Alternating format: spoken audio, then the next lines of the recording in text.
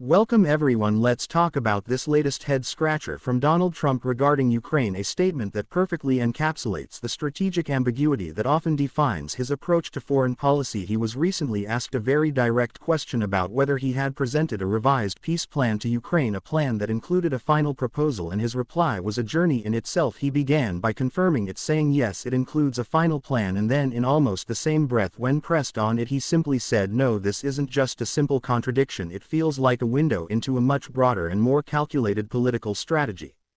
To understand why this matters, we have to rewind a bit. Throughout his campaign, Trump has repeatedly boasted that he could end the war in Ukraine within 24 hours if he were re-elected. He's framed it as a matter of personal relationships with both President Zelenskyy and President Putin, suggesting that his deal-making prowess alone could resolve a complex land war that has cost hundreds of thousands of lives and reshaped European security. But he has never once publicly detailed what this magical solution would entail. He's always kept it vague, a mysterious ace up his sleeve.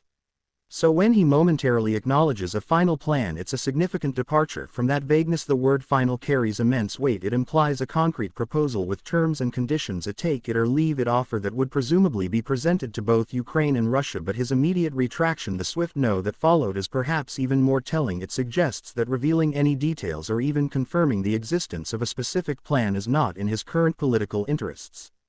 This is where we enter the realm of political theater and electoral strategy. By claiming to have a secret plan that can end a devastating war, he positions himself as the only candidate capable of delivering peace, a powerful message to a war-weary electorate and to those Americans who question the ongoing financial support for Ukraine. It allows his supporters to project their own hopes for a resolution onto his blank canvas. They can imagine a deal that is strong and favorable without him ever having to commit to specifics that could be criticized.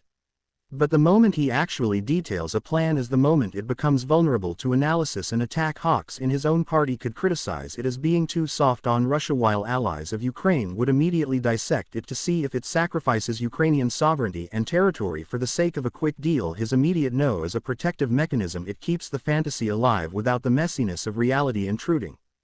Furthermore, let's consider what any plan acceptable to Moscow would likely entail. For it to be something Putin would agree to, it would almost certainly have to involve the formal cession of occupied Ukrainian territories, including not just the land taken since 2022 but likely Crimea as well. It would probably include demands for Ukrainian neutrality, essentially banning them from ever joining NATO, which has been a core Russian objective for decades. Presenting such a plan publicly would be a political disaster for Trump. It would be seen as a blueprint for appeasement, rewarding Russian aggression and forcing a sovereign nation to surrender its land and its security ambitions. So his statement is a masterclass in having it both ways. He gets to be the man with the solution, the only one who can stop the war, while simultaneously avoiding the brutal backlash that would come from revealing the painful concessions that solution would inevitably require. He is speaking to two audiences at once. To his domestic base, he's promising an end to a foreign conflict, and to the international community, particularly in Moscow, he's signaling a potential dramatic shift in U.S. policy away from unconditional support for Ukraine and towards a settlement that would accommodate Russian interests. The implications of this are profound for Ukraine. This ambiguity creates a cloud of uncertainty over their long-term security planning. Can they count on the United States as a steadfast ally, or will the support evaporate depending on an election outcome? For European nations, it's a stark warning that the transatlantic alliance that has been the cornerstone of their defense for decades may be on shifting sand, and for global order it reinforces a dangerous notion that might makes right and that strongmen can redraw borders through force. So when you piece it all together, Trump's yes and no are not a gaffe or a moment of confusion. They are a perfectly coherent message. In the language of transactional politics, he is telling us he has a plan without telling us what it is. He is promising peace without outlining the price, and he is keeping all his options open while keeping everyone else guessing. It's a strategy that maintains maximum flexibility for him while creating minimum accountability. And in the high-stakes game of war and peace, that kind of ambiguity is perhaps the most dangerous proposal of all.